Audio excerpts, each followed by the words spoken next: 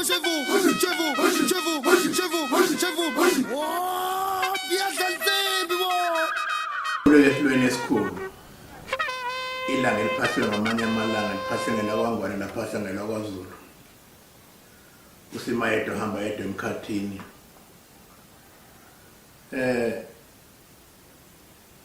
isahluko esivuleka izolo lesi umlando uyiqopha wona awuqoshwa umuntu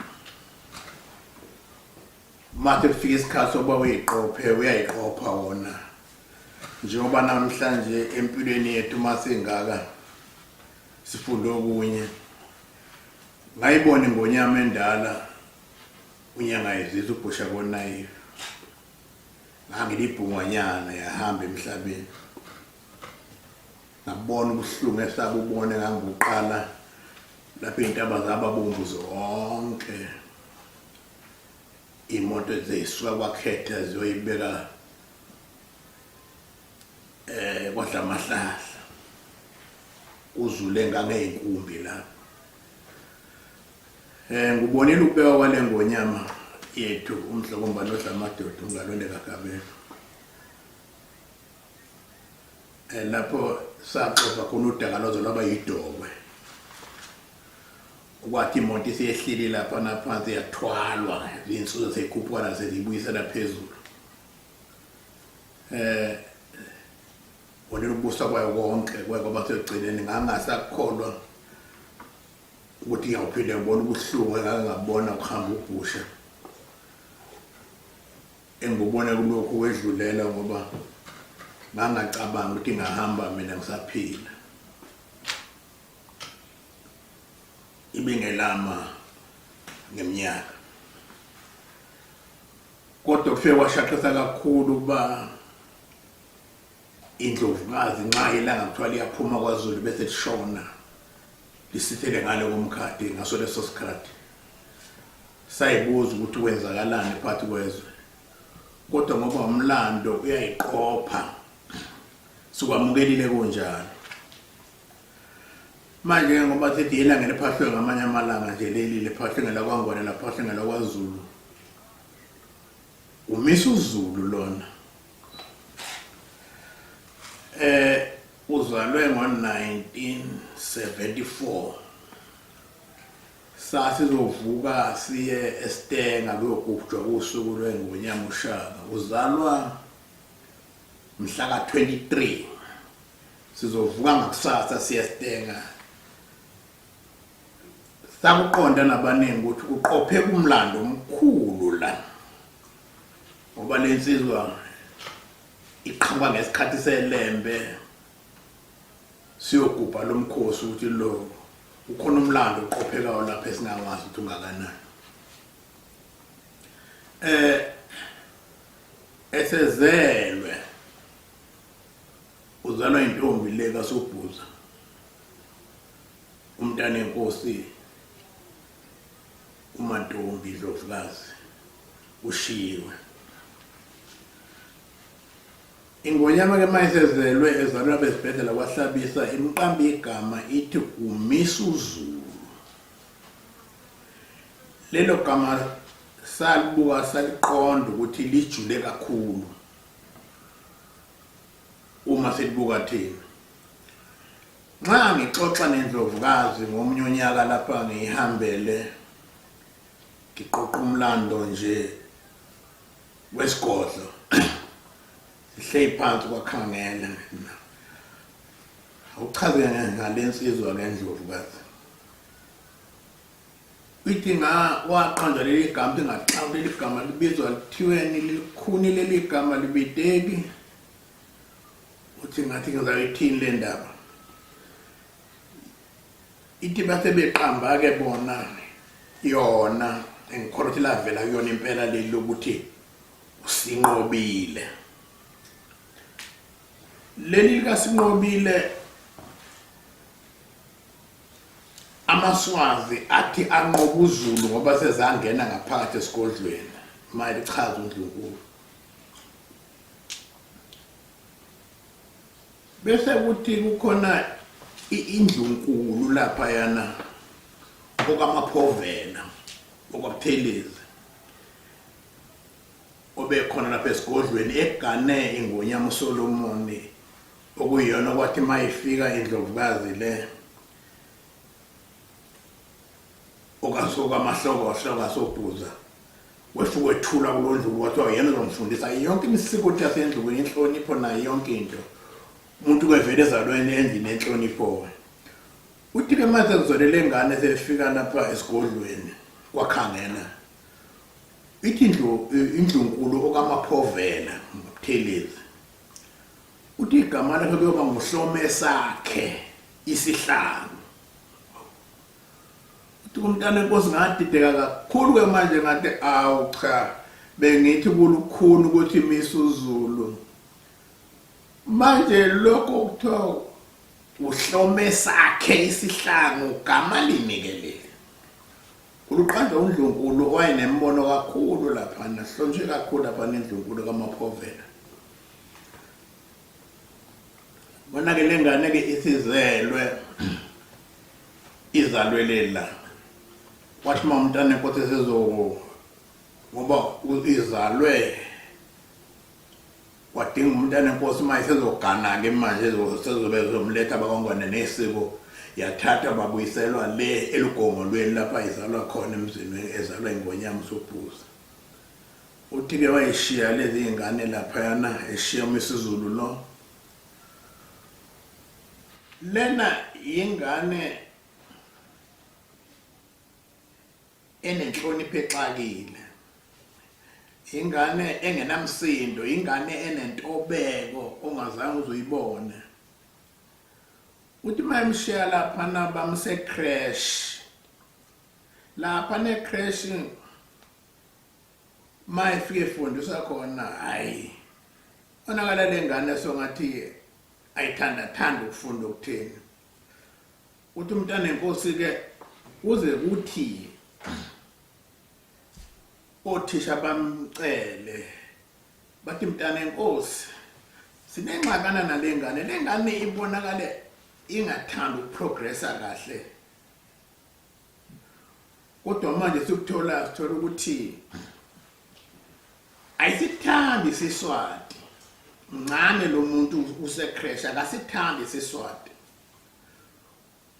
bathi mabemfundisa bathi yena cha mina ngifuna ulimi lwami lokwaZulu mncane ecrash noma sefundi bemfaka standard 1 standard 2 bathi othisha sinenkinga asiyazi le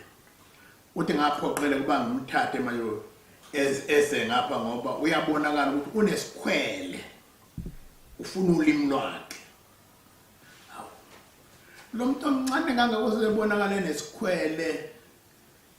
ezazi ukuthi yena ungumZulu lokho bekubheka ukuthi mhlawumbe ngakusho maye sebhekile usekhakonina lapha kahlali lapha uyazalwa lapha kodwa manje yini abe nalento yokuyiqhenya ngalokho uthi ke kwakhona isikhathi lapha bamthatha khona bamusa esikoleni lapha kwaMazini ake ngithi ekuzalweni kwakhe mase kuphele 1974 ngo1976 kuphele 2 years umntana enkosi engazange amuse mayemthatha umntana enkosi eya naye kwaNgwane bathi kwathi makuhlangana amehlo kaSobhuza ingonyama uSobhuza nalengane yathi biza umzongo ukuthi aguqe phansi ukhulekwe kwathandazwa babaze ngonyama ukuthi ibone ngazange kubone namhlanje ukuthi mantombo usengadala mntwana emncane kangaka uthi wayenomzimba omncane ngenxa yokuthi kwahlushwa impilo kakhulu kodwa mantombo usengazala mntwana uqoqeka isigodlo sokuzokhulekwa manje ukuthatha lokhu uthatha umuntu wayethandaza nje umuntu omdala lo uSobhuza kodwa iqiniso ngene ukuthi kukhona imfihlakalo ayibona kubengane uSobhuza mangiyibukela usukela lapho uxoxa namntana enkosi ebeka lo daba ukuthi cha okwenzakalayo nayo kwamethusa kodwa kumethusa njalo ijabulile kakhulu ingonyama uSobhuza. Mantombi ufika usuzelela ijaha kaZulu, kodwa wakhuleka kuyena. Mase ngapha ke esefunda okunye okukhulu okwenzakeleyo mase bemthatha bembuyisa ngale bamusefuni silapha neThekwini. Mayifika lapha eFunix wakhuluyela esikoleni sabelungu kungekho nje ngane yomuntu omnyama. Kuthiwa bamemukela belungu bathi sesihloniphe igama lengonyama, asithathe lengane sikhole sabelungu. Kungokunye kuthe mase ngubuka namhlanje insizwa yathi incane yabhidliza ubandlululo. Yakwazi ukuhlala nabelungu ngoba ukuthi umntana enkosi wayenovalo ukuthi izothi maye laphana ihlukumezeke ingane yakhe, kodwa engekho indlela engayenza kwakumele ayithatha ayiselaphana. Uthi maye kuyabuyelwa fica ukuthi isinabangane babelungu abaxakile, ingane ikhululeke lokhu okwamenza naye waphila mayibuyele ekhaya wathi hayi ingane yami ihlezi kahle. Aqhubeke lapho afunda zayoqeda umatric. Mayiseqedile lapha uthi bese buya ahlale lapha ekhaya kumele ukuthi isimo uthi sasisinda kuze ukuthi mase kubekwe ingonyama le eMswati bisimthatha ithi wenzani yathi yena cha ngezelo. Kodwa ke ngithi ngaphambi kwalokho ma kuyiwa kwaNgwane emncane eno 7 years niyazi uma kwagujwa imkhosi lena ama-birthday engonyama uSobhuza noma usuku le-independent ubesuku uMisuzulu ayosimela kwaNgwane amashe namasotsha laphana enkundleni ebambe isibhamu sakhe. Ingabe sasiyithoyisi ingabe kodwa kwakufanele ukuba kube yithoyisi ngoba ngibona engaphathi isibhamaye ngakani. Zikhona lezo yithombe lapha ekhomba ngokusobala ukuthi lo lengane sasijabula ukuthi manje besimemezela belaphana sihleli lapha phezulu egroundini laphana bamemezele bethe khona nomntana enkosi uMisuzulu oqhamuka lena kwaZulu emasha namasotsha egqoke zakhe ezibomvu nebhlukwe lakhe elimnyama lapha emasha namasotsha. Kodwa sibona ukusindwa isibhamu lokhuyana umncane lo muntu kodwa yonke impilo yakhe ibe kulelo zinga. Theke mayeseqede semthatho ingonyama uMswati yamthatha ke yamkhosa phesheya eAmerica. Lapha kafike khona wafunda lapha wahlala khona iminyaka impela waze wazama nokuthi manje vele sesebenza khona ukuthi umsebenzi ngayitholakali lapha. Okunye ukubalulekile ngaye uyabona ma ukhuluma naye akakwazi ukubheka kuyena umuntu ohlahlamehlo, umuntu onentobe ungazi ukuthi yesaba, kodwa umthola ukuthi unokuhlaka nje obukhulu kulokhu kuyithoba kwakhe. Akuyena ukuthi uyithoba ngoba mhlawumbe ethi cha kangazi lutho ngoba mawusuthi uyoxoxa naye uyabona ukuthi ngixoxa nendoda la. uMisuzulu ke lo umuntu ambonileyo esikhola ukuthi lesi sahluke esivuleke namhlanje na masithi ilanga lephahlwe ngamalanga sisho ekapho ibukhosi ngapha kokwa ibukhosi lapha igazi lakhe lonke lichaza ubukhosi bodwa akukho kwenye ngathi sikhulume naye. Lokhu bekumfanele lokhu, akekho umuntu obengakubuza bangakubuza abantu abanye kube khona ukukhuluma ukuthi hawu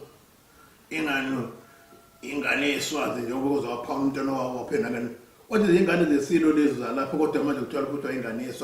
yeswazi. Manje makunaka ukuthi lo muntu owaqala ukuyiqhenya ngobuZulu bakhe eko 7 years ungamthatha kanjani kanjalo nathi ngesizalelwe ngapha singazange sazi ukuthi kubalulekile ngisho ulimi lwethu lo lesilikhulumayo. Ngake ngibeke ngime lapho.